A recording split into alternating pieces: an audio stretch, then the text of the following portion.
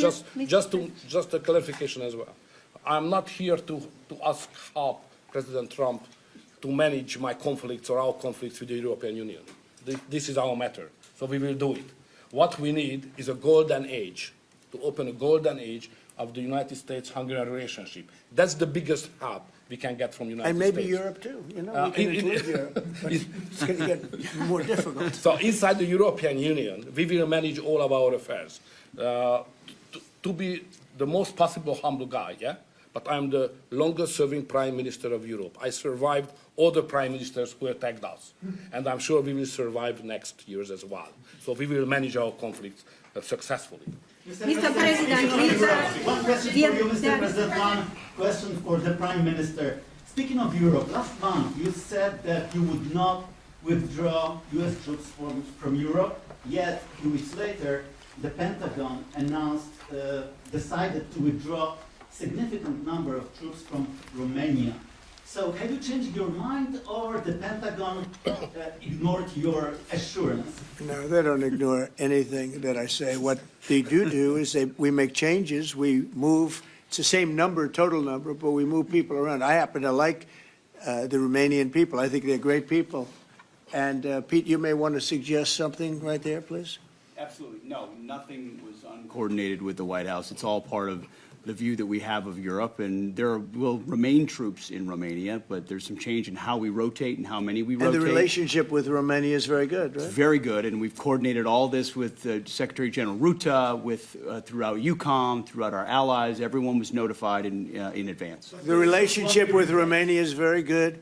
The relationship with Europe is very good. I disagree with what Europe is doing having to do with immigration, but I agree with them on many other subjects. We just signed the biggest trade deal ever made with Europe, $950 billion. We were able to do it because of tariffs. It was a deal that was good, very good, but we had a very unfair deal. We were treated very badly before I came into office, but we just signed. It's the single biggest trade deal ever signed.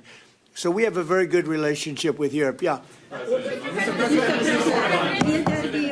What is the main dispute with the Russians which prevent the Budapest summit with Putin from taking place? The basic dispute is they just don't want to stop yet. And I think they will. I think it's taken a big toll on Russia, a big toll on both countries, obviously, but it's taken a big toll. They're losing 7,000 soldiers a week. That's a big toll. And between the two of them, divided, you know, with Russia losing more soldiers, actually, but they're both losing a lot of people. And that's the primary thing that, with me, it's not economic, it's not money. In fact, we don't spend any money. We send it to NATO. They pay us for our missiles and for our military and everything else. We don't.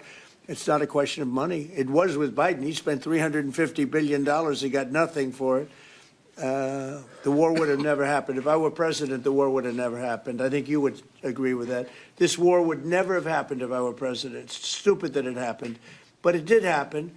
I inherited the war, and I think we're going to get it ended not too distant future. Mr. President, yes, please. So no question that if that time the name of the United States president would have been Donald Trump, there would be no war between Ukraine and Russia. That's clear. But what we are speaking about here is more than that, because without the pressure coming from the United States government, I'm speaking 2022, the Europeans would not take that hard line what they have today on the war.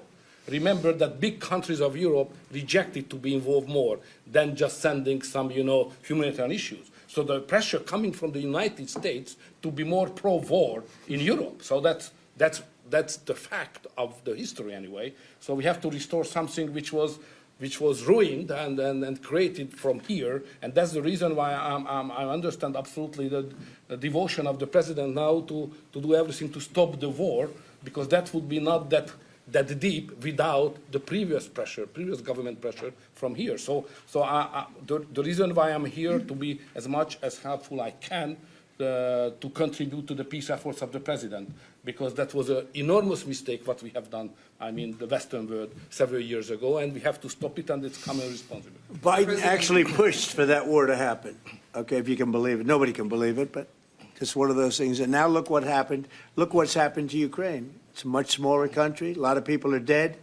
You take a look at it's a whole different world over there, and Russia has not been helped very much by that war either. They lost a tremendous number of soldiers and people. And, you know, look, that war should have been a 1-week war. I don't know why it's taken. This is 4 years. Should have been 1 week. Should have been over with, but it would have never started. Should have never started. And I would have solved the problem without giving up anything. Ukraine would have remained as is. So there were tremendous mistakes long before I got there. I inherited that mess, and we're getting it solved, along with the 8 wars that we've already ended. Mr. President. What is America's interest cultivating better relations with the EU leader or Orbán? I think I can do both. I mean, there's no reason why I can't. I get along well with the European nations. We are still a member of the European Union, so it's easy. Yeah, and by the way, he's a member in good standing, I guess, although they penalize him every once in a while. But he's a member in good standing with the European Union, so he's a member. He's a part of it. But I get along great with him. I get along very well with them. I agree with him on immigration much more than I agree with them. But I agree with, a lot of the things in Europe he also agrees with. But he had a difference, I would say, primarily on immigration more than anything else. And I happen to think he was right because their whole fabric has changed. I mean, you go to some of the countries, they're unrecognizable now because of what they've done. And Hungary is very recognizable. Yes, ma'am. Mr. President. Yes, Mr. President. Will there be a peace summit in Budapest still this year? What do you think? You mean a meeting with President Putin? Yes. You mean in Hungary? Well, I'd like to keep it in Hungary, in Budapest.